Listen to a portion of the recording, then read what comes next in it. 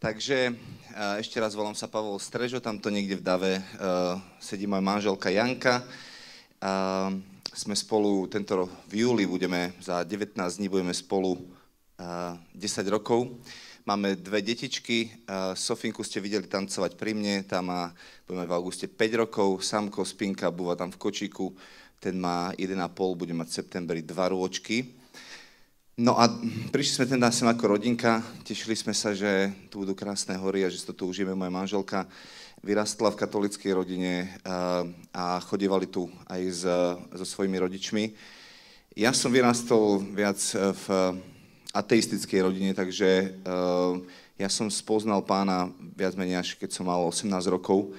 Áno, začali ma vodiť rodičia do kostola, respektíve babka ma prvýkrát zobrala do kostola, ale viac menej, keďže som nemal to zázemie doma, tak to bolo také všelijaké. Tak som sa tešil, som tu Beňa stretol, sme išli hore, taký chlapec, s mojimi rodičmi som sem prišiel. To je super, keď rodičia môžu zobrať svoje deti spolu a môžete tu byť ako rodiny, tak sa z toho veľmi teším. A som z Dolného Kubína, máme tam spoločenstvo, volá sa Spoločenstvo novej evangelizácie, o tom dneska ešte budeme počuť niečo, čo to je nová evangelizácia. A založili sme také centrum pre rodinu, volá sa Aktív centrum, takže tam fungujeme, pracujeme, robíme aktivity pre rodiny. No a včera som teda dostal pozvanie, tak sme sa chvíľku modlili a tak som tak vnímali, že Pán Boh asi niečo pripravuje, tak sa z toho teším. No a chcem nadviazať na otca Juraja, lebo myslím si, že veľmi dobre to načal a otvoril a chcem postaviť, lebo Boh je múdry staviteľ a vždycky kladie jednu vrstvu na druhu.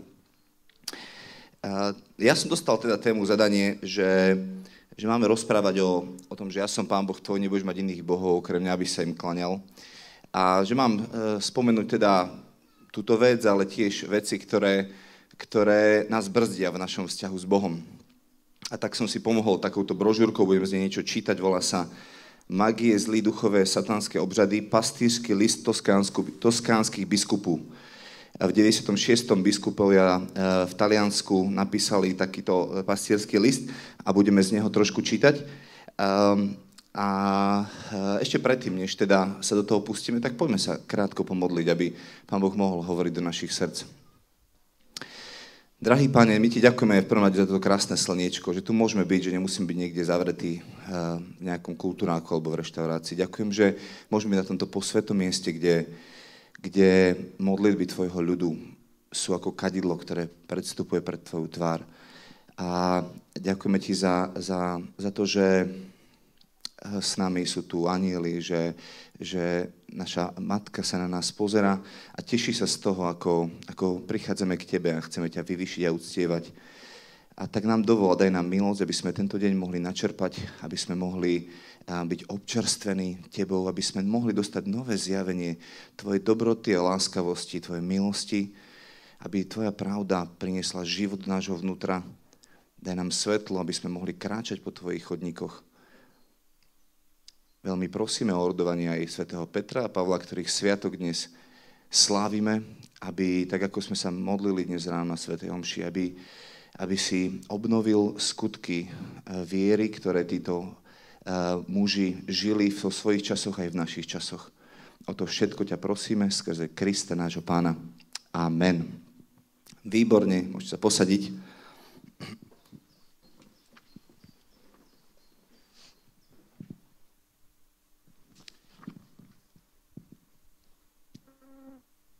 Keď si pozrete starý zákon, tak tam vidíte, že Boh si vyvolil jedného človeka, a to je Abraham, a skrze neho si vyvolil jeden národ a ten národ začal vyučovať a formovať.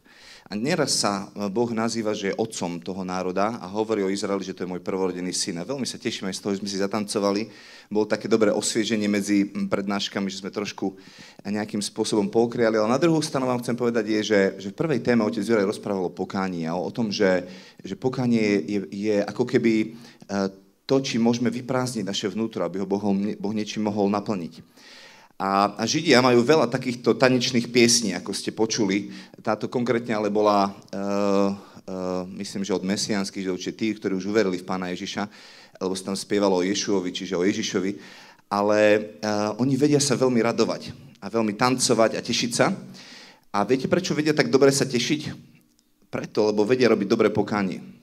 A čím hlbší človek si a čím lepšie vieš robiť pokánie a koriť sa pred Bohom a priznať si chyby a odvrátiť sa od zlého, tým viac zväčšuješ svoju nádobu na to, aby ju potom mohol Otec naplniť svojou radosťou. Lebo komu sa veľa odpustilo, ten veľa miluje. Je tak? Čiže čím viac dokážeš robiť pokánie, čím viac si svätý, ako otec Juraj hovoril, tým viac Boh ťa môže naplniť radosťou zo spásy. On ťa chce pomazať olejom radosti na to, aby si sa mohol roztancovať. A Židia veľa tých sviatkov, ktoré môžete čítať, že v starej zmluve mali, a my kresťania sme zatiaľ prebrali len polovicu od nich, tie jarné sviatky, jeseným zatiaľ veľmi nerozumieme, ale jarné, ako je Veľká noc, ako je Šavút, čiže Turice a sviatok nekvasených chlebov, čiže vzkriesenie, tým veciam sme porozumeli, lebo dali nový význam v Kristovi. A toto je zmysel toho, prečo sme tu, aby sme veciam, ktoré žijeme, dali nový význam v Kristovi. A keď som sa modlil včera večer, tak som, také dobré slovo mi Pán Boh dal na srdce. V Jánovi v 2. kapitole prichádza Panna Mária za Ježišom a hovorí, že nemajú víno. Všimli ste si určite, že víno im došlo, keď učeníci prišli na svadbu, hej? Ale Ježiš hovorí, že žena, ešte neprišla moja hodina. A otec Juraj rozprával o tom, že až vtedy, keď máme hlad a túžbu vo svojich srdciach, dokážeme počať a porodiť veci z Božieho kráľovstva. Väčšinou nedostanete veci, ktoré Boh pre vás pripravil bez toho, aby ste po nich túžili. A hoci neprišla tá hodina, kedy Ježiš sa už chcel urobiť ten zázrak, hlad, ktorý mala Panna Mária a jej túžba potom pritiahla ten zázrak o trošku skôr, ako ho Ježiš plánoval. Lebo Ježiš povedal, že robí iba to, čo vidí robiť svojho otca. A otec mu povedal ešte vtedy, zatiaľ ešte neprišiel čas. A tak Ježiš hovorí, ešte neprišla moja hodina. Ale túžba a hlad Panny Márie pritiahol veci o mnoho skôr na zem, ako ich Boh plánoval. A druhá vec, ktorá tam je veľmi dôležitá si všimnúť, je, že verím, že to je prorocký obraz v niečom. Lebo Ježiš veľakrát si všimnite, že odpoveda na otázku tak, že tomu učeníci nepochopia. Oni dajú otázku, Pane, a už teraz obnovíš kráľovstvo Izraela? A on zdá sa, že úplne odpoveda inak hovorí, že príjmite Ducha Svätého. Keď sa niečo spýtate, tak by som očakával, že Pán Ježiš povie, vieš čo, nie, ešte teraz to nebude, ale bude to... Ale on povie, úplne ako by zmenil tému a hovorí niečo iné. A v tomto prípade, keď prichádza Panna Mária, za ním hovorí, že daj im víno, tak viete, víno v písme, viete, čo symbolizuje víno v písme? Ducha Svätého a radosť. A Ježiš, keď hovorí o svojej hodine, tak on viackrát na viacerých miestach tiež rozpráva o svojej hodine, tak hovorí o hodine umúčenia smrti. O tom, čo slávime v Eucharistii, čiže je vrchol kresťanského života. To, prečo sme vlastne kresťania, a to je jeho smrť a zmrtvých stanie, tak hovorí, ako keby hovorí prorocky, že vieš čo, ja vylejem radosť a ja vylejem Ducha Svätého do svojej cirkvi, ale až keď príde moja hodina, až keď zomrem a vstanem z mŕtvych, tak vtedy všetci budú môcť žiť tak, ako žijem ja, lebo ja som plný Ducha Svätého. A starý zákon vieme, že v starom zákone nikto nemohol prijať Ducha Svätého. Duch Svätý možno spočíval na niektorých prorokoch, ale nikto nemal Ducha Svätého vnútri, pretože Ježiš ešte nebol oslávený a nebolo urobené očistenie od hriechov. Takže Panna Mária vidí aj dnes v cirkvi, že chýba víno. A preto máme tu zjavenia vo Fatime a v Lurdoch a Medjugorja. Jednoducho vidí, že chýba víno, že chýba radosť cirkvi, radosť zo spásy, že chýba Duch Svätý. A tak aj dnes hovorí, že Ježiš, chýba im víno. A je fajn, že máme tému dnešného dňa, že ja som Pán Boh tvoj a nebudeš mať iných bohov. Viete, ja keď som sa oženil, tak som spoznal Boha novým spôsobom. Ľudia, keď som chodil do spoločenstva, tak moji vedúci v Bratislave, oni mi hovorili, že super, si mladý, nadšený, horlivý, ale keď sa oženíš a keď budeš mať deti, tak spoznáš Boha úplne novým spôsobom, kým si ho nepoznal. A mnohé veci mi zrazu začali docvakávať. Lebo tak, ako ja sa správam k svojim deťom, tak Boh hovorí o tom, že on sa správa ku nám, respektíve začal to s jedným národom a potom vďaka Ježišovi to aplikuje aj pre nás. A vychováva nás a modeluje a tak ďalej. A naše deti sa učia, čo je láska odkiaľ. Od nás, nie? A teraz si predstavte, že ja by som prišiel za mojou dcerou a povedal by som jej, Sofinka, toto už lezie, vidíte, aká je živá, ale Sofinka, miluj ma celým srdcom, celou silou, celou myslou a celou vôľou. Myslíte, že by to vedela? Nie. Lebo nevie, čo to znamená. A preto štandardy do jej života kladieme my a my ju milujeme celým srdcom, celou myslou, celou vôľou. My hovoríme, aký sme z nej nadšení, ako sa z nej tešíme, aj keď je živá, aj keď lezie tu na poskalách a neviem kde. Ale to nemá žiadny vplyv na to, že som z nej unesený, že sa z nej teším, že som z nej nadšený.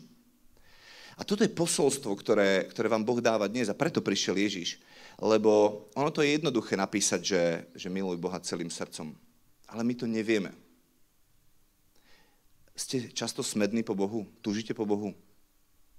Mne sa stáva, že aj nie. Stáva sa vám to niekedy? Ale viete, čo je dobrá správa? Že Boh je smedný po vás. A že on túži po vás a až po závisť túži po vás. Preto mu hovorí Biblia, že je Boh žiarlivý. On sám sa nazval Bohom žiarlivým. A on hovorí, ja teba milujem celým srdcom, celou silou, celou myslou a celou vôľou. A nemôžem prestať na teba myslieť. A hľadám spôsoby, akým ti to môžem odkomunikovať. A tomuto sa povie evanjelium. Keď my hovoríme ľuďom o tom, nie čo všetko urobili oni, aby sa dostali k Bohu, ale čo všetko urobil Boh, aby sa dostal k nám. My sme sa to trošku pomýlili niekedy. A vyrástli sme v tom, čo všetko musíme urobiť, aby sme získali Boha. Ale viete, o tomto sú všetky ostatné náboženstva. Všetci vám hovoria, že čo všetko máte urobiť, aby ste sa dostali na vyššiu úroveň meditácie a tak ďalej. Viete čo, buddhisti by vás chovali ľavou zadnou do vrecka v pôstoch a modlitbách. Oni sa dni a dni postia, modlia a tak ďalej. Ale nedokážu nájsť Boha, lebo to není o tom, čo my sme urobili, aby sme získali Boha, ale o tom, čo Boh urobil, aby získal nás. Takisto ako je to vo výchove, to nie je o tom, čo deti robia pre mňa a pre moju manželku, ale čo my robíme pre nich. My sme tí, ktorí o nich rozmýšľame, my sme tí, ktorí sa o nich staráme, ktorí robíme to, aby mali čo jesť, čím piť, čím sa odievať. Nehovoril toto isté Ježiš? Si predstavte, že moja dcera by povedala si večer, hovorí, že no nevidím žiadny chleba, včera večer by si povedala, nevidím žiadny chleba tu na, tak asi nebudem mať čo jesť zajtra ráno. No mala by som sa nejako o seba postarať. A my bývame v takom rodinnom dome, my bývame hore a dolu býva môj brat. Môj brat si zobral za ženu sestru mojej manželky, čiže my sme si dvaja bratia zobrali dve sestry a bývame v jednom dome. Dokonca aj deti máme v rovnakom veku. Oni majú už 3, my musíme dobehnúť, máme zatiaľ 2. A teraz si predstavte, že Sofinka by prišla a povedala si, ja to musím zobrať do vlastných rúk. Idem ja dolu ku Bibinke, ku svojej sesterničke a idem si požičať nejaký chlieb. A išla a doniesla by chlieb. Čo si myslíte, ako by som sa cítil? Nebol by som sklamaný? A poviem, Sofia, ty mi nedôveruješ, že som tvoj ocko? Ty nemusíš rozmýšľať o tom, čo budeš jesť zajtra na raňajky. To ja o tom rozmýšľam. Ja som ten, ktorý o tom rozmýšľam. A on povie, vieš, tati, ale ja som ja som si myslela, že to ty pochybuješ o mojej láske. No nie, nepochybujem o tvojej láske, ale ja som, jednoducho som to nevidela, ten chlebík tam, tak som si myslela, a hovorím, že Sofi, a vieš, koľko ja mám spôsobov na to, aby som zakúpil chleba? Za prvé, jeden máme v mrazničke a ty o tom nevieš, kľudne by maminka ho išla vyťahnuť. Za druhé, som si dal budík na 6:30 ráno, aby som išiel a rýchlo ešte vbehol niečo kúpiť do Teska, aby sme mali čerstvé pečivo na dnes ráno. Rozumieš? A povie, fíha, tak nad týmto som fakt nerozmýšľal, že máme ešte nejakú mrazničku alebo čo. Rozumiete? A Boh je tak kreatívny a on toľko vecí má a toľko ciest a my sa snažíme vlastnými silami to naplniť. A o tomto je to, čo Páter hovoril, že keď ty máš nedostatok dôvery v Boha, tak potom hľadáš svoje cesty. Potrebuješ uzdravenie, tak ho hľadáš. Túžiš vedieť, čo bude v budúcnosti, tak ho hľadáš. Ale to všetko vychádza len z toho, že nedostatočne sme uverili v toho, že máme dobrého Ocka v nebi. Že máme dobrého Ocka v nebi. A myslím si, že nemá zmysel čítať všetky veci, ktoré sú v tej brožúrke o všetkých tých veciach, ktorými nahrádzame Boha. Lebo ty sám dobre vieš, čím nahradzaš Boha a čo je modlou v tvojom živote. Viete, čo je to modla? Modla je niečo, je Boh s malým B, ktorý nepočuje, nevidí a nemôže sa na neho spoľahnúť. Ale ty ho napriek tomu uctievaš. Tak to hovorí Žalm. Majú oči a nevidia, majú uši a nepočujú. A ich ruka je prikrátka, aby ich zasiahla. Ak nepočuješ Boha, ak tebe neodpovedá, ak nezažívaš jeho dobrotu a láskavosť skrze to, že sa o teba stará, tak máš problém. Pretože v tvojom srdci je stále nedostatok toho, že si uveril v Boha. A preto to musíš zobrať do vlastných rúk a postarať sa sám o seba. A takto viac menej začína tá brožúrka o mágii, zlých duchoch a satanských obřadoch. Je v češtine, takže budem zhruba tak ako nejako prekladať, ale viac menej hovoria o tom, v 96. to píšu, že v Taliansku začal byť taký fenomén, že 12 miliónov ľudí chodí, podľa nejakých výskumov, chodí k rôznym vešticiam a čarodejnicám a mágiám a tak ďalej a hľada nejaké nadprirodzeno. A oni si to začali uvedomovať, tí biskupy, a preto to začali riešiť. A sa mi páči aj to, že akým spôsobom to riešia a hovoria, že viete, to nie je o tom, že by v ľuďoch niečo bolo zlé. V prvom momente, samozrejme, je tam aj zlé a otec Juraj to povedal, túžba po moci, túžba mať veci vo vlastných rukách. Ale v konečnom dôsledku je to o tom, že do každého z nás Boh vložil túžbu po nadprirodzenie. A keď ju nedokážeme naplniť, nedokážeme naplniť v cirkvi ľuďom, tak potom utekajú niekde preč. V zásade to tí biskupy na konci hovoria, úplne v závere, keď dávajú riešenia, hovoria, že okultisti nachádzajú úrodnú pôdu len tam, kde chýba evangelizácia alebo je nedostatočná. Inými slovami povedané, tam, kde ľudia nedostanú odpovede na svoje otázky, tak ich chodia hľadať niekde inde. Moja mama vyrástla v rodine, kde sú všetci ateisti. Ani jeden kresťan tam není. Od jej prababky, babky, ona mala 4 súrodencov ďalších, tí mali spustu detí, jednoducho asi 40 ľudí by ste mohli spočítať. Ani jeden jediný veriaci tam není. A moja mama si spomínala na to, že babka moja jej niekedy spomínala, že moja prababka občas v noci stala a čo si písala do nejakého zošita pri sviečke. A tak som sa raz na to mojej babky spýtal a ona mi ukázala taký zošit nejaký. Hej, a tam písala ona všelijaké nejaké také vízie a veštecké veci, ktoré videla. A oni ju všetci nazývali, že bola prorokyňa. A ja hovorím, dobrý strom poznáte podľa dobrého ovocia a zlý strom podľa zlého ovocia.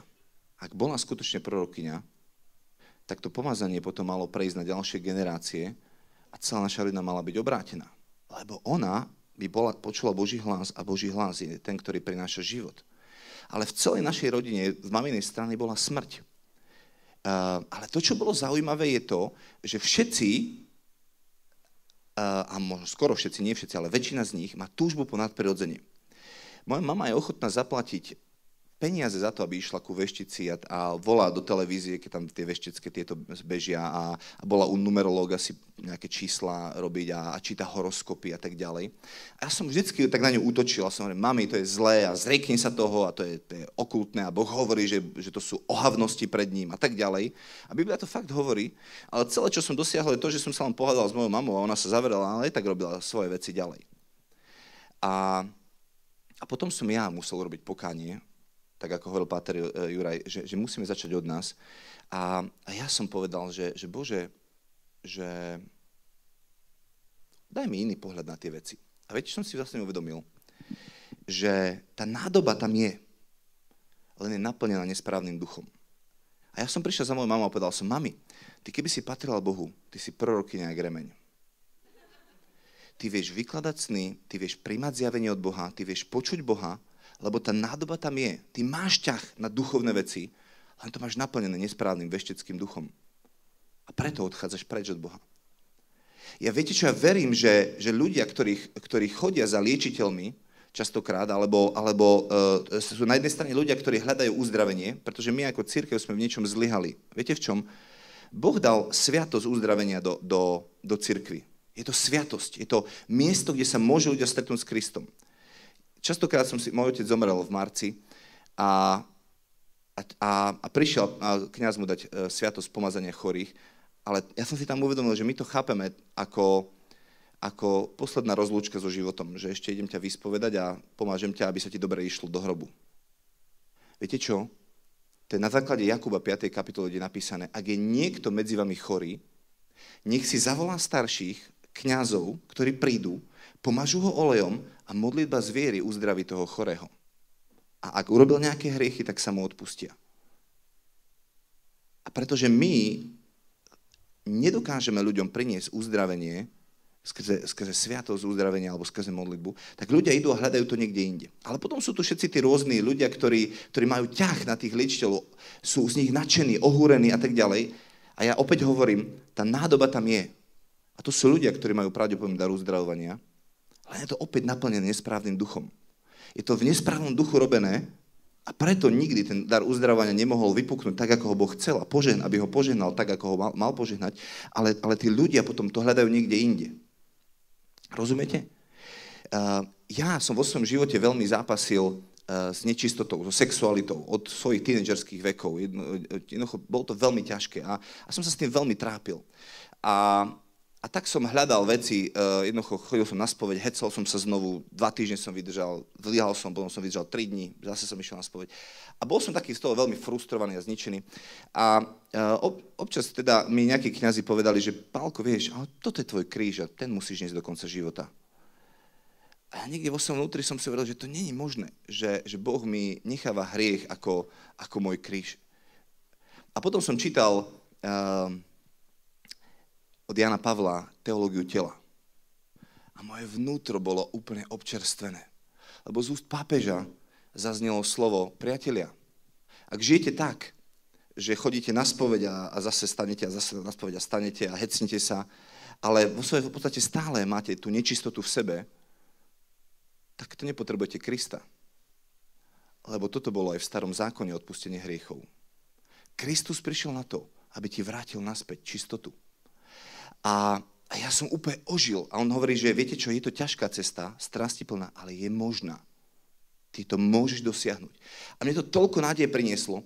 A potom som raz išiel na jednu spoveď, tiež ešte neznamená, že som to úplne skončil, ale trvalo to ešte ďalšieho pol roka, kým to zjavenie nové, to nové poznanie mojej budúcnosti a povolania, ktoré Boh do mňa vložil, začalo to premiať moju myseľ, moje vnútro, bolo nadšené a tak som to začal hľadať. A potom som bol na spovedi u jedného kňaza a on mi hovorí, Pali, ja som bol zase znechutený, viete, moja žiadostivosť, a toľko veľa bolo tej žiadostivosti. A on mi hovorí, Pali, ty raz budeš mať službu s vášňou. Ty budeš zapaľovať srdcia ľudí.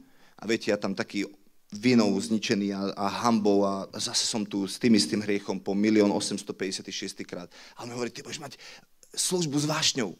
A si hovorím, že to prečo? Že ako? A hovorí, vieš čo, tá nádoba tam je. Len je naplnená žiadostivosťou. A pretože ty máš taký veľký problém s žiadostivosťou, keď dovolíš Bohu, aby prišiel a dotkol sa toho, tak sa to zmení na vášeň a budeš mať toľko veľa vášne, ktorú budeš môcť rozdávať. Ty budeš vášnevo milovať Boha a budeš tú vášeň môcť rozdávať ďalej. A viete, aké to bolo uzdravenie pre mňa? A zrazu som si uvedomil jednu vec, že zákon dáva požiadavky, ale milosť buduje. A my môžeme ľuďom hovoriť, že vieš čo, robíš zle, toto robíš zle, tamto robíš zle, tak ďalej. A to je stále jedenie zo stromu poznania dobrá a zla. Ale my ich musíme priviesť k poznaniu, k jedeniu zo stromu života. A milosť, to znamená, že ak im chceme sprostredkovať milosť, tak ich musíme najprv milovať. A milovať neznamená, že im budeme hovoriť, čo všetko zle urobili. Milovať znamená, že sa na nich budeme pozerať Božími očami. A pozrieš sa na človeka a povieš, Otče, ako ty vidíš tohto človeka? Toto je tvoje dieťa. A diabol prišiel, aby niečo ukradol a sprznil v jeho živote, ale kde to chceš vidieť ty? A o tomto celé to je, že my potrebujeme urobiť pokánie, ale v tom inom duchu. Ja vám tu prečítam z konca toho listu. Problém, ktorým sa zaoberá tento dokument, je koniec koncom spojený s problémom novej evangelizácie. Svätý Otec je v týchto posledných rokoch jeho neúnavným svedkom a hovorcom. Vyhľadávanie magických javov v jeho rozličných formách vychádza z potreby zmyslu a odpovedí, ktoré není dnešná spoločnosť schopná dať, zvlášť za rastúceho stavu neistoty a krehkosti. A títo biskupy hovoria, že Jan Pavol II v tom čase bol horlivý zastanca novej evangelizácie a hovorí, že my potrebujeme k ľuďom prichádzať nie tak, že no, čo to ty zle robíš, ale začať ich vidieť Božími očami a zvestovať im evanjelium novým spôsobom. Nová evangelizácia znamená, že je nová v metódach, v horlivosti a v prejavoch. A o novej evangelizácii môžete veľa si prečítať, ale ja chcem dočítať toto ďalej a ešte vám vysvetliť, čo to znamená tá nová evangelizácia. V tejto prázdnote, a to sa týka aj kresťanov, ktorí nedospeli k zralej viere, čiže oni uznávajú, že dokonca kresťania, nielen tí zlí vonku pohania sa poškvrňujú modlami a vecami, ale dokonca v kresťanoch, v našich životoch to je naliehavé nutne opravdové a nadšené hlásanie evanjelia a Kristovej milosti. Len rastúca a znovu objavený skutočný význam náboženstva a viery v Boha Otca, Syna a Ducha Svätého umožní odpovedať primárne sa šíriacej mágii. Je nutné znovu mocne hlásať, ako na úsvite cirkvi, že len Ježiš, z mŕtvych stali a žijúci na veky, je spasiteľ a v nikom inom nie je spásy a pod nikom nebolo iného daného mena, v ktorom by sme mohli byť spasení. Dovolte mi, aby som vám vysvetlil, čo to je nová evangelizácia. Už som vám to načrtol. V tom, že začneš sa pozerať na ľudí iným pohľadom. Napríklad, mám na vás otázku. Videli ste už niekedy falošnú 70-eurovú bankovku? Neexistuje. Takže ste nevideli asi.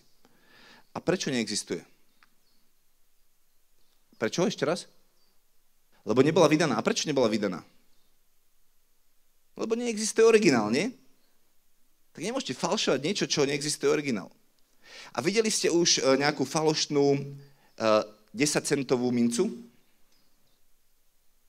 Nie. Prečo nie? No to nemá význam robiť falošné 10-centové mince, lebo na tom nezbohatnete, nie? A ja vám chcem povedať jednu dôležitú pravdu. Veľa ľudí prichádza za mnou a hovoria, že, a chcem, aby ste to správne pochopili, hovoria, že čo mám v živote, aký dar Boh mne dal, alebo čo mám robiť. Hej, neviem to nájsť. Jedna z vecí, a to je jeden zo spôsobov, ako to môžete veľmi ľahko zistiť, je, povedz mi svoje hriechy a svoje slabosti a ja ti hneď poviem, aké sú tvoje silné stránky. Lebo diabol kradne len to, čo je reálne v tvojom živote a čo má cenu. Inak by to nerobil. A tak som vám povedal o sexualite v mojom živote, diabolovi išlo o to, aby ju ukradol, pretože vedel, že na mojom živote je povolanie s vášňou a zapaľovať srdcia ľudí. A preto mi ukradol tú vášeň, naplnil to žiadostivosťou, sprznil to najvzácnejšie, čo mi Boh dal, aby ja som nenávidel sám seba a svoju sexualitu, aby som to potláčal, aby som nedovolil tomu, a ja som sa stal človekom, ktorý sa snažil potláčať svoje emócie, svoj život a tak ďalej. O to diablovi išlo, aby to vyprázdnil a ukradol zo mňa. Rozumiete? Pozrite sa na to, kde zlyhávate, ktorý je váš hriech, ktorý sa vám konštantne opakuje. A dovolte Bohu, aby prišiel a dotkol sa toho. Pozerajte na to, čo vás priťahuje. Čo je pre vás atraktívne. A nepozerajte na to, že teba priťahujú horoskopy, no to je zlé, teraz z toho áno, treba z toho robiť pokánie. Ale pokánie v tom duchu, že povedať, Bože, prepáč, že som nechal si ukradnúť diablom svoje povolanie, že som nechal tam zanečistiť to a vstúpiť niečo iné. A ja túžim potom, aby sa toho dotkol a zmenil to.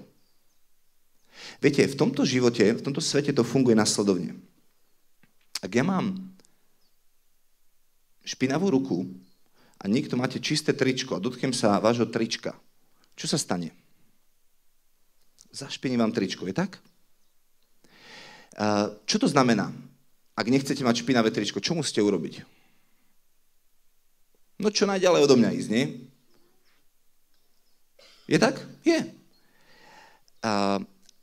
Ak toto máme, lebo v tomto sme vyrástli, a takto nahliadame aj na svetosť a čistotu, tak to potom znamená to, že my sa potrebujeme dostať čo najďalej od ľudí, ktorí sú nečistí, aby nás nezanečistili, aby sme boli takí svätí, že jednoducho odídeme od nich preč. Aby nás náhodou nezanečistili. A čo ešte väčší problém je to, že keď ja náhodou urobím niečo nečisté, tak ja sa bojím približiť Bohu, lebo on je tak čistý a tak idem radšej od neho preč. Lebo sa bojím, že by som ho zanečistil. A bohužiaľ v takomto svete žijeme. A takto žili farizei. A oni sa dávali preč od ľudí, aby ich náhodou tí ľudia nezanečistili. Ja vidím, že v tomto svete je veľa strachov. Minule, kto si mi povedal takú hlúposť, že Hello Kitty od diabla dokonca, hej? Že máme si dať a všelijaké znaky a neviem čo všetko. Viete, Pavol jedol mäso obetované modlám a vôbec sa toho nebal. Viete prečo? Lebo v Božom kráľovstve to funguje presne opačne. Tam, keď ja mám nečistú ruku a dotknem sa niečoho čistého, tak moja ruka je očistená. Rozumiete? Preto to Ježiš nemal problém chodiť medzi nečistých ľudí, lebo vedel, že nie oni poškvrnia jeho, ale keď sa ho dotknú, tak oni odídu očistení. Rozumiete? A keď máte túto mentalitu, že nie ľudia poškvrnia vás a vy máte v sebe Boha, a keď sa stretnú s vami, tak oni odídu požehnaní a nie vy odídete znechutení. A keď máte túto mentalitu voči Bohu, tak viete, že akýkoľvek hriech som urobil, tak môžem bežať rovno do jeho náručia, lebo viem, že môj tatino mi odpustí hriech a očistí ma, stačí mi jeden dotyk a ja budem očistený. A to vidíte v písme, že beží žena za Ježišom, dotkne sa iba okraj jeho rucha a zrazu je očistená, zrazu je uzdravená. Jeden dotyk stačí. Čo ty chceš urobiť, aby sa očistil? Ako sa chceš očistiť? Nemáš šancu. Jedine jeho dotyk očistuje. Keď prídeš k nemu a dotkneš sa ho, keď mu dovolíš, aby on sa teba dotkol. A zrazu to evanjelium ti začne dávať nový význam. A povieš si, wow, to je super, človeče. To Boh je vo mne, to ja môžem prísť a dotýkať sa ľudí a oni budú jednoducho len požehnaní len tým, že sa stretli so mnou. Áno, lebo Boh je v tebe. Lebo si nositeľom Boha. Dneska ráno som bol na Eucharistii a Ježiš žije vo mne, rozumiete? On je vo mne a ja nemusím mať strach sa dotknúť niečoho zlého. Na druhej strane, samozrejme, je tu ľahko obkľúčujúci hriech, o ktorom Páter Jura hovoril. Je tu hriech, ktorý, viete, čo znamená ľahko obkľúčujúci hriech? Že keď idete cez lúku, kde je veľa bodliakov a máte tepláky, tak prejdete cez lúku, tak čo sa stane? Máte to všade, nie? A potrebujete to pooberať. A preto to potrebujeme pokánie. Pokánie nie je niečo, že pokánie. Pokánie je bežať do otcovej náruče, naspäť sa vrátiť a povedať, Ocko, tu som, očisti ma. Daj mi nové niečo. A to je zmena myšľania. Pokánie tiež znamená, že zmena zmýšľania. Inými slovami povedané, daj Bohu šancu ukázať ti, že to je inak. Koľký z vás veríte, že Boh miluje všetkých ľudí? No výborne. A koľký z vás veríte, že Boh miluje teba? No výborne, super. Takže skúška správnosti môže byť? Dokážeš Bohu odovzdať ktorúkoľvek oblasť tvojho života práve teraz? Tvoj vzťah, peniaze, prácu. Položiť to jednoducho na oltár a povedať, Bože, aj do tejto oblasti môžeš rozprávať. Čo sa objaví v tvojom živote zrazu? Strach, nie? Je tak? Čo ak mi niečo Boh zoberie? Čo ak? A strach je opakom lásky. Lebo dokonalá láska vyháňa strach. To znamená, vo všetkých oblastiach, kde sa vám ukázal strach, potrebujete nové zjavenie Boha. Ukázať vám, aby Boh ukázal, že je naozaj dobrý. Že vás naozaj miluje. Boh má v Biblii zmluvné mená. V Starom zákone nájdete, my to prekladáme len Boh, ale tam veľakrát nájdete to meno Jahve, som, ktorý som, to je zmluvné meno. A k tomu si Boh dáva nejaký prívlastok. Napríklad Jahve Jirech. Ja som ten, ktorý sa o teba postaram. A ty nepotrebuješ sa pachtiť za to, že a možno máš problém, strach z toho, že stratíš zamestnanie, alebo že si nenájdeš zamestnanie, alebo že budeš mať dosť peňazí, aby si zaplatil a tak ďalej. Uvoľni sa. Potrebuješ nové zjavenie o tom, že Ocko sa o teba stará. Aj keď nevidíš rožky večer alebo chlebík na stole, ty potrebuješ sa odovzdať tomu, že on tam ráno zabezpečí. Že on je dobrý. Videli ste už niekedy nejakého nervózneho vrabca, ktorý sedí na strome a klepe sa od strachu, že nevie, čo bude jesť? A Ježiš povedal, vy ste o mnoho viac ako tí vrabci. Rozumiete?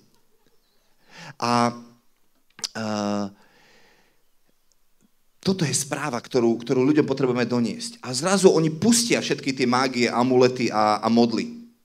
Viete, povolanie Eliáša nebolo, aby išiel a zbúral a vyťal všetky bálové oltáre a keď spojete do mesta, do Bystrice alebo do Ružomberka, odkiaľ ste, tak nájdete toľko bálových oltárov, toľko falošných oltárov, kde ľudia obetujú. A to len preto, lebo v Izraeli v tom čase nebol obnovený a vystavaný oltár Pánov. A Boh nepovedal Eliášovi, že má ísť a zbúrať všetky oltáre, ale že má obnoviť Pánov oltár. Obnoviť čisté a sveté uctievanie a ľud sa navráti naspäť. A ja verím, že je čas k tomu, aby my sme na ľudí prestali pozerať, že no, vy zlí a čo to všetko robíte, ale začali na nich pozerať novým pohľadom a priniesli im novú evangelizáciu, lebo to je riešenie na všetku tú mágiu a satanské kulty. A práve tam, kde sa rozmnožuje mágia a satanské kulty, tak tam je nedostatok evangelizácie, nedostatok právého poznania Boha, nedostatok uchvátenia Bohom a tým, aký je. Rozumiete? A v tom na konci tam bolo napísané, že potrebujeme tiež obnoviť hlásanie evanjelia v moci. Dneska oslavujem Petra a Pavla, aj budete na omši, budete po obede, tak si všimnite úvodnú modlitbu, ktorú sa otvára vlastne liturgia na začiatku. A tam je, aby sa obnovili tie skutky viery, ktoré mali Peter a Pavol. Toto bolo zvolanie, ktorým Jan 23. Otvoril koncil druhý vatikánsky pred 50 rokmi. Toto boli zvolania ďalších a ďalších pápežov, Pavla VI, Jana Pavla II. A teraz Benedikta a pápeža Františka teraz, aby Boh obnovil to, čo bolo na počiatku. My dneska budeme počuť o prvom pápežovi. Viete, čo robil prvý pápež? Zmetok v cirkvi. Založili cirkev, Boh založil cirkev a on robil hneď zmetok. On povedal, on sa postavil, boli naplnení Duchom Svätým, on sa postavil a povedal, priatelia, toto hovorí Boh. Povedal to skrze proroka Joela a hovorí vám to dnes.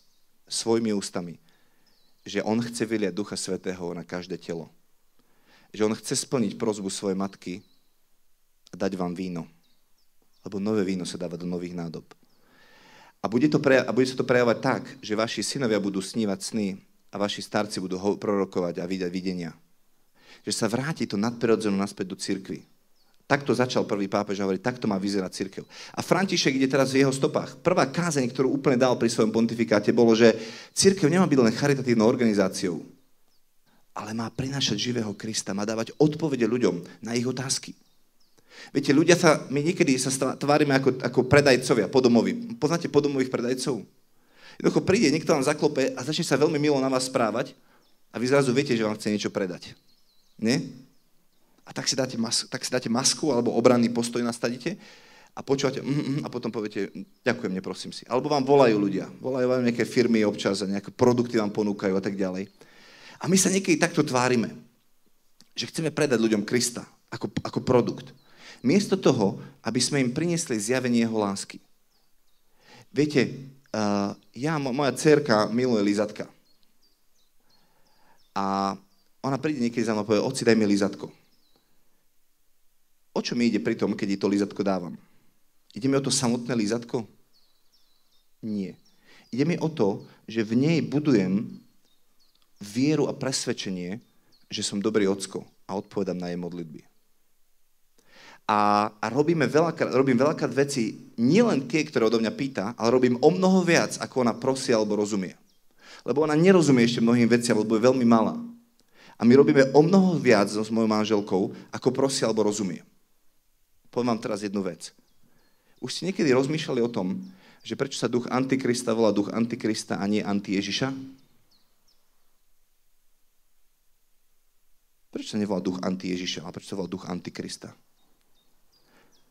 V prvom rade, keď poviem slovo Antikrist, tak máme strach, takú bázeň, lebo to raz na konci sveta príde Antikrist a tak ďalej. Ale Pavol, vy ste Solunčanom hovorí, duch Antikrista už pôsobí. Viete, prečo sa volá duch Antikrista?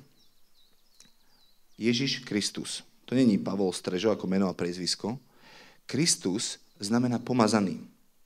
Čiže to je duch, ktorý ide proti pomazaniu. Proti nadprirodzenému Bohu. Viete, ten duch ti dovolí rozprávať o Ježišovi. Budhisti majú plné ústa Ježiša. Aký to bol dobrý mystik alebo prorok a dal dobré princípy života. A jeden z jedných, aj Budha, aj Allah, aj všetci ostatní a Ježiša dajú popri ňom a povedia, áno, keď si zoberme si to dobre z jeho vyučovania a usporiadame svoj život podľa princípov, milujte sa navzájom a tak ďalej, to je fajn. To ti dovolí rozprávať. Ale to je ten prirodzený Boh, lebo z vlastných síl môže žiť, ale to není kresťanstvo. Pavol povedal, že Božie kráľovstvo nie je v reči, ale v moci. V prvom rade v moci premeneného života. Tá moja sexualita, potreboval Boh prísť a so svojou mocou vzkriesenia sa ma dotknúť, aby bol premenený môj život. Radostná správa evanjelia je to, že nielen, že ťa Boh očistí od tvojich hriechov, nielen, že zomrel, ale on vstal z mŕtvych. A viete, čo to znamená, že vstal z mŕtvych? Že už nemusíš ostávať vo svojich hriechoch. A že Boh vyleje do teba rovnakého ducha, ktorým vzkriesil Krista z mŕtvych. A ten duch je v tebe na to, aby si mohol postať zo svojich hriechov do novoty života. Božie kráľovstvo je v moci aj v tom, že Boh dáva znamenia a zázraky a divy práve na to, aby ľuďom preukázal, že je dobrý. Viete čo, ja verím, že zázrak je z najkrajších spôsobov, ako môžete človeku povedať, že ho máte radi. Ako môže Boh povedať človeku, že ho má rád.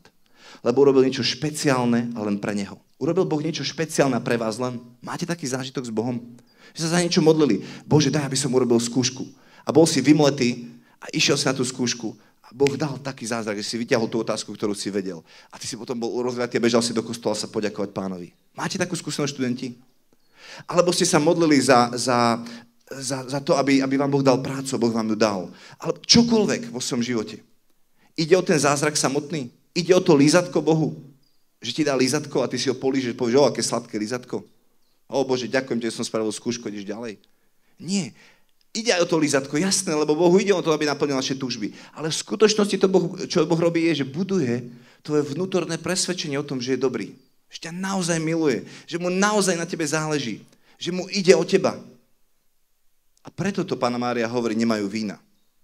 Preto to sa v Lurdoch a vo Fatime a na Medžugorji a ďalej dejú zázraky, uzdravenia.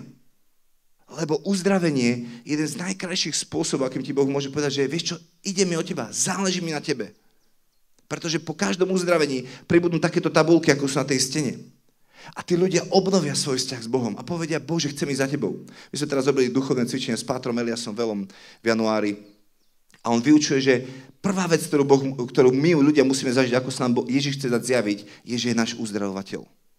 Že príde a uzdraví ťa z tvojich hriechov, že príde a uzdraví ťa z tvojej choroby, že príde a uzdraví ťa z tvojho útlaku demonického alebo čokoľvek iného.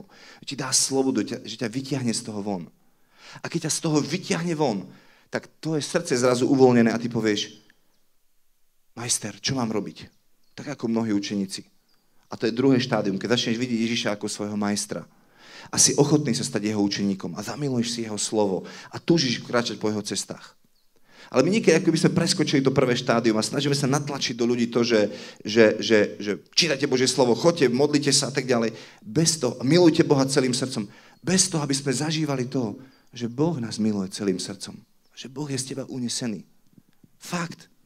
Je z teba unesený. A je ochotný robiť čokoľvek len preto, aby ťa získal.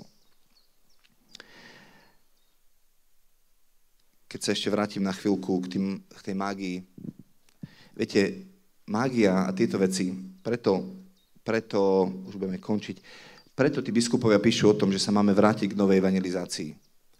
Lebo keď ľudia sú naplnení a nasýtení Bohom, tak už nehľadajú niečo iné. Keď sa cítite milovaní, tak nehľadáte inú lásku. Je tak? Manželstva sa rozpadajú preto, lebo ľudia sa necítia milovaní a preto tú lásku hľadajú niekde inde.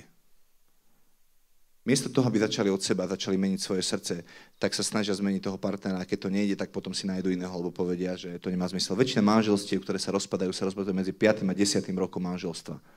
Lebo vtedy, prvých 5 rokov máš ešte nadšenie, že ešte dokážem zmeniť svojho manžela alebo svoju manželku a potom si povieš, ja tu strácam čas. Kľudne by som mohol ešte zbaliť niekoho iného a začať nový život. Nie? A miesto toho, aby si začal so svojím srdcom povedal, Bože, mňa zmeň, mne chýba víno, ja ťa nepoznám, ja nepoznám tvoju lásku. Ja tak málo som ťa zažil ako láskavého, dobrého ocka. Viete, veľakrát nás vyučovali o tom, že Boh sa stará o naše potreby, ale naše túžby potrebujeme potlačiť, aby sme boli pyšní. Ja tu nehovorím svojej dcerke, že má potlačiť svoje túžby. Ja práve naopak hľadám jej túžby a chcem, aby bola šťastná. A Boh je takýto istý. Boh nie je iba riaditeľ siročinca, ktorý sa stará o to, aby si mal 3 teplé jedlá za deň a večer čistú posteľ. On je dobrý ocko. On je dobrý ocko. A vie o tebe všetko. A sníva o tebe sny.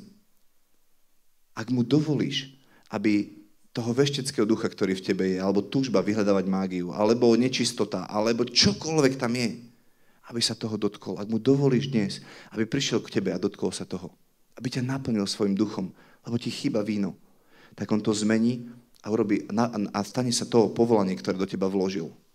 Ježiš prišiel na to, aby maril skutky diablové. Aby zobral to, čo ti diabol ukradol naspäť a vrátil ti to v hodnote. Aby sa stal prorokom, alebo uzdravovateľom, alebo pomocníkom, alebo služobníkom, alebo otcom, alebo matkou, alebo aby ti vrátil manželstvo, aby ti vrátil hodnotu, aby ti vrátil vášňa, túžbu po Bohu, aby ti vrátil veci, ktoré ti chýbajú. Preto Ježiš zomieral. Preto je Eucharistia vrchol života. Viete čo, my katolíci to často neuvedomujeme. Mám jedného kamaráta, ktorý je protestant a venuje sa poradenstvu a robí s ľuďmi a rieši ich problémy a modlia sa za nečistotu a prelomenie púd a podobných vecí. A raz sme tak rozprávali a hovorí, vy katolíci to máte super. Lebo na tej omši, keď ste a ten kňaz láme ten chlieb, tak vaše puta môžu byť rozlámané. A vy to fyzicky môžete cítiť, ako diabol musí utekať. Ako sú vaše puta rozlámané. Ako vaše telo je uzdravené. Lebo on zobral na seba svoje choroby a vy môžete prijať uzdravenie. Ako vaše hriechy môžu byť uzdravené a vaše puta rozlomené, lebo fyzicky sa tam Kristus láme. A hovorím, fúha, tak to som sa nikdy na Eucharistiu nepozeral. Rozumiete? Ježiš prišiel na to, jeho smrť a zmrtvých stane má vplyv na celý tvoj život. Záleží od toho, koľko si schopný nechať Boha pôsobiť v tvojom živote, nakoľko uveríš tej dobrote. Posledný príklad a budeme sa chvíľku modliť. Mám jedného veľmi dobrého priateľa. Ja som bol jeho učeníkom 5 rokov, volal sa Braňo Škripek. Možno ho poznáte, teraz je poslancom, Pán Boh ho pozdvihol.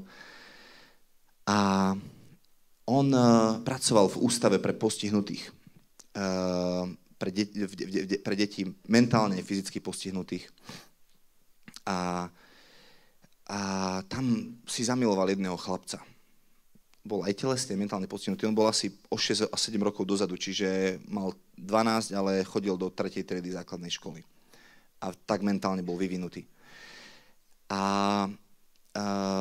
Tak si ho zamiloval, že si ho začal brávať na víkend domov. A potom sa zaľúbil do jednej krásnej ženy, volá sa Andrejka, a už začali plánovať svadbu po nejakom čase. A on jej povedal, Andrejka, ale Marcelko, ten chlapec sa volal Marcelko, Marcelko ide so mnou do manželstva, lebo ja som si ho zobral, ja som si ho zamiloval. A on povedal, jasno, lebo ho mala rada.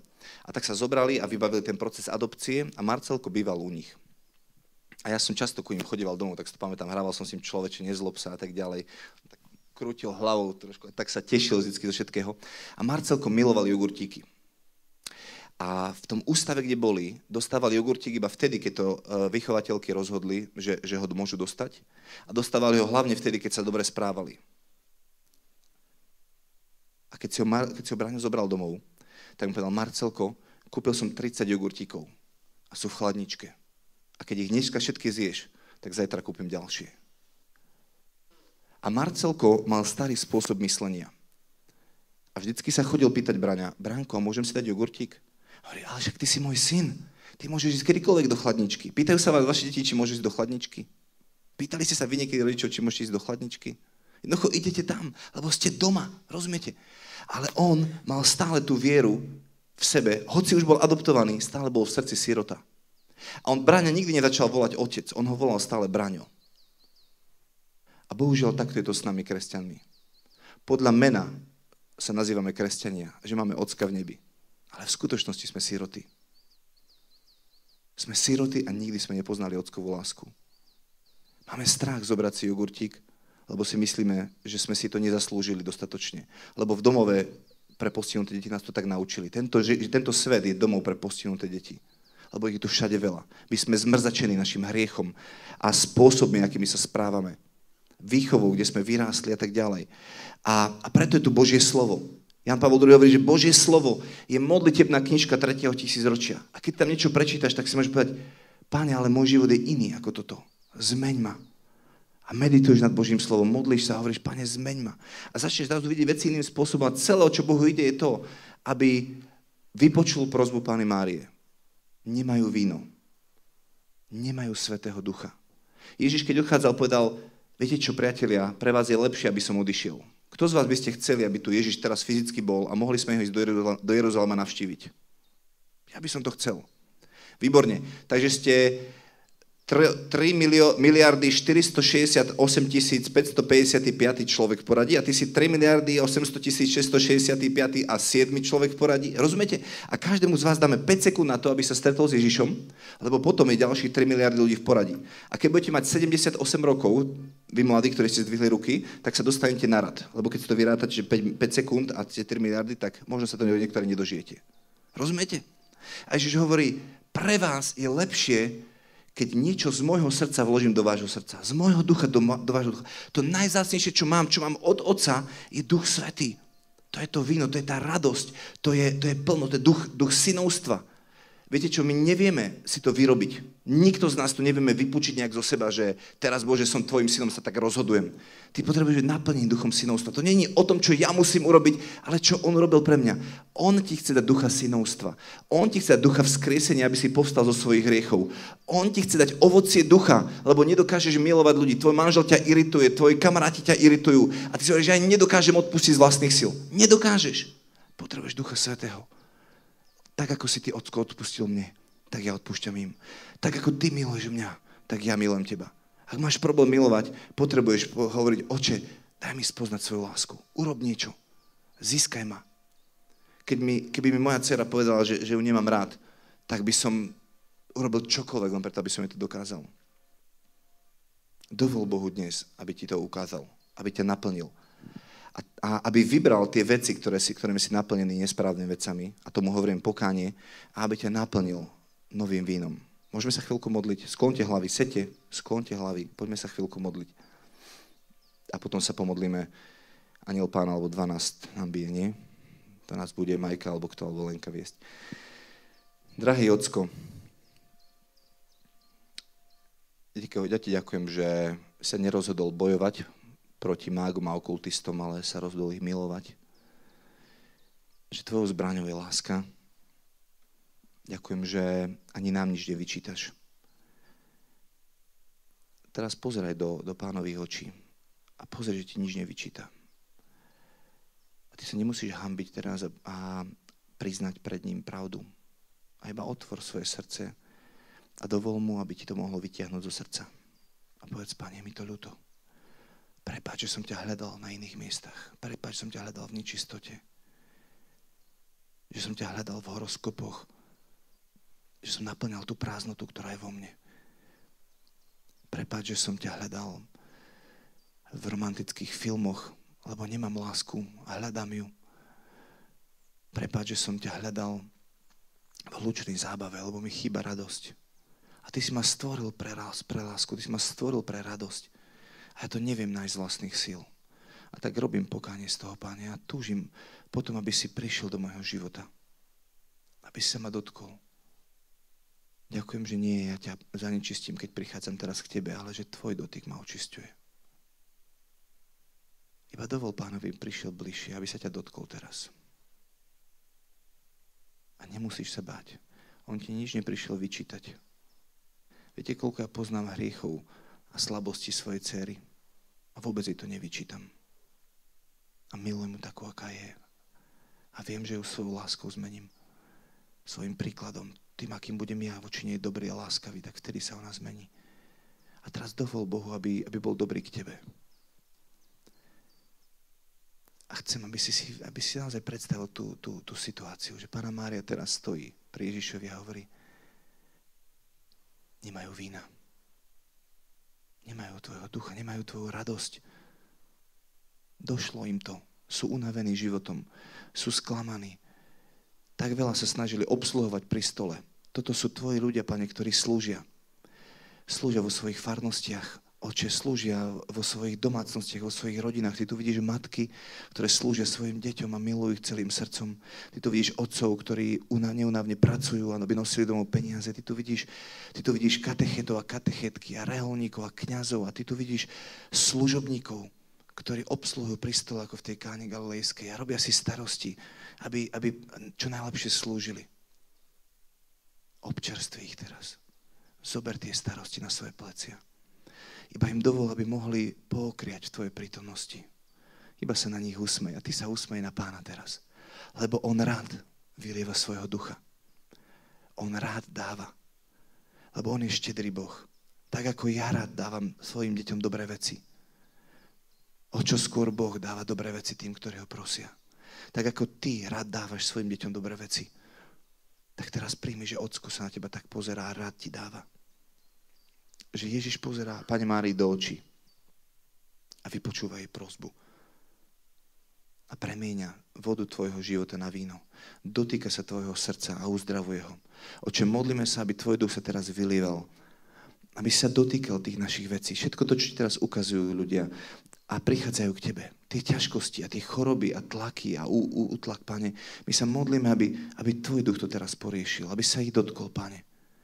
A ty to len dávaj von zo seba tú ťažobu. Len to vydýchni. Len sa čerstvo nadýchni a povedz, Pane, tu som. Ďakujem, že ma miluješ takéhoto, aký som, takúto, aká som. Len to daj von, len mu dovol, aby to bolo zobraté z tvojho vnútra, tú ťažobu. A dovol, aby ťa naplnil svojou láskou. Aby zobral hanbu a vinu z tvojich pliec. Ten pocit nedostatočnosti, že si zlyhal ako otec, alebo matka, alebo manžel, alebo manželka. Ten pocit, že nie si dostatočne dobrý, aby si niečo zaslúžil. Dovol mu, aby prišiel bližšie teraz. Viac, Ocko, viac. Ďakujem ti, že si nás tak veľmi miloval. Si nechal Ježiša prísť až do tej hodiny. Až do tej hodiny. Aby mohol zaplatiť svojou krvou. Aby mohlo byť sňaté to bremeno hriechu. Tie ťažkosti z našich životov. Len mu to dovol, aby to vyberal. Aby to vytrhával aj s koreňmi teraz. Len mu hovor, Ocko, nechcem to vo svojom živote. Príď teraz a vytrhni to von. Pre jeho smrť, pre smrť tvojho syna. Ďakujem, že ma miluješ takéhoto, aký si, že mi nič nevyčítaš. A my sa modlíme, Otče, aby si uvoľnil svoje dary do tvojej cirkvi, aby sme vedeli priniesť odpoveď na otázky týmto ľuďom, ktorí ťa hľadajú tam vo svete. Aby sme vedeli ich vidieť tvojimi očami. Pane, daj nám tvoju optiku, daj nám tvoj pohľad na veci a na ľudí. Iba mu dovol, aby sa dotkol teraz tvojich očí, tvojho srdca. Odpusti ľuďom, ktorí ťa zranili a začni ich vidieť jeho očami. Uvoľni to zo svojho srdca. Každú horkosť, každé sklamanie a nech jeho duch ti priniesie lásku, radosť, pokoj. To je jeho ovocie, to je ovocie ducha, to nie je ovocie teba. A povedz, Ocko, vyber to sklamanie, vyber tú horkosť. Viac, Ocko. Ďakujem, že ma miluješ celým srdcom. Viac, Pane. Len pozeraj do jeho očí. Len vidť, ako ťa miluje celým srdcom. Aký je z teba nadšený. A mu to vyčítaj spier, vyčítaj mu to z očí. Aký je z teba unesený. Ja svojej dcere asi 50 krát za deň poviem, že ho ľúbim. Aj svojmu synovi. Moja manželka je perpetuum mobile na boskávanie. Moje deti neprejdú okolo nej bez toho, aby ich nepoboskala. Aby niečo neurobila. Pane, ďakujem ti za to, že nás takto ľúbiš. O to všetko ťa prosíme skrze Krista, nášho Pána. Amen.